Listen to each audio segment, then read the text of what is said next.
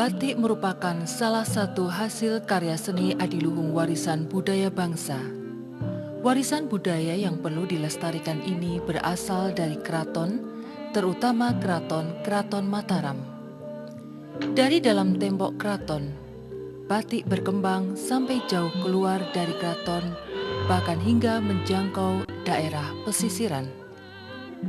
Perkembangan-perkembangan yang terjadi selanjutnya karena pengaruh zaman dan lingkungan menyebabkan diperolehnya proses pembuatan batik seperti yang dikenal saat ini, yaitu proses pedalaman dan proses pesisiran.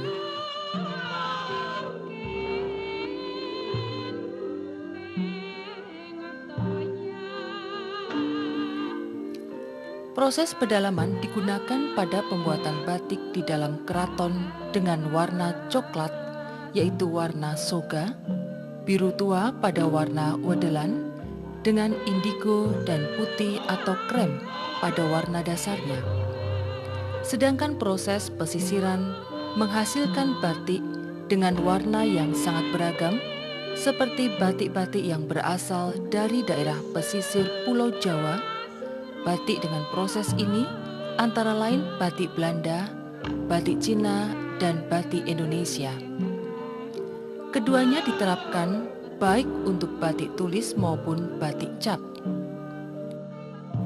Proses pedalaman yang mula-mula digunakan untuk pembuatan batik menggunakan bahan pewarna alami karena pada saat itu bahan pewarna sintetis belum ada dan baru masuk ke Jawa pada kurang lebih tahun 1900. Untuk warna coklat atau soga diperoleh dari kulit kayu tinggi, kulit kayu jambal, dan kayu tegeran. Untuk warna biru digunakan bahan pewarna alam dari daun indigo atau tom.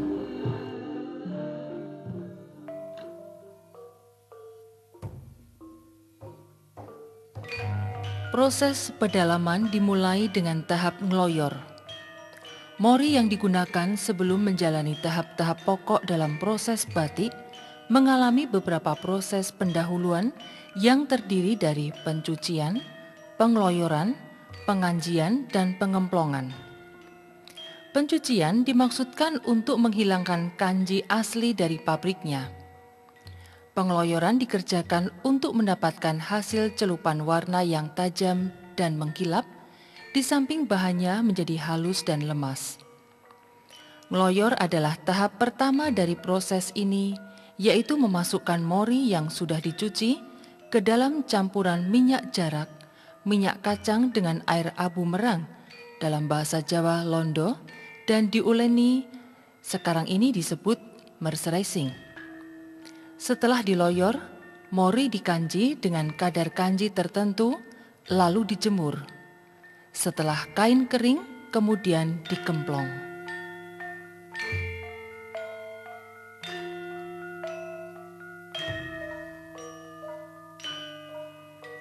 Nyorek atau memola, yaitu memindahkan pola batik dari kertas yang bergambar pola batiknya ke kain mori yang sudah diloyor, menggunakan meja pola dan pensil, baru kemudian dibatik. Zaman dulu, untuk nyorek pola-pola geometris, tidak perlu dibuat pola-polanya lebih dahulu, tetapi hanya menggambar garis-garis dan kotak-kotak pada morinya sebagai garis-garis pertolongan. Hanya untuk pola-pola semen dan lunglungan, pola-polanya digambar penuh pada morinya.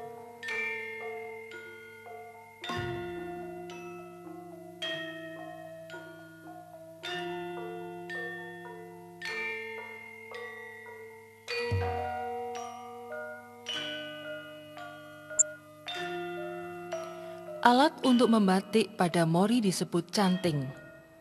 Cara membatiknya adalah menorehkan lilin batik mengikuti gambar-gambar pola dari mori yang sudah dicoret. Dimulai dengan membatik klowok atau ngelowong dan isen-isen. Setelah itu proses selanjutnya adalah nembok atau menutup bagian pola yang akan tetap berwarna putih.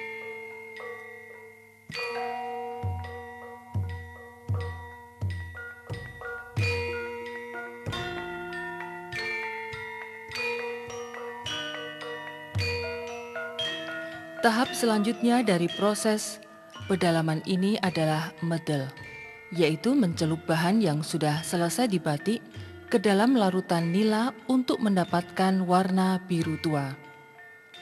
Dahulu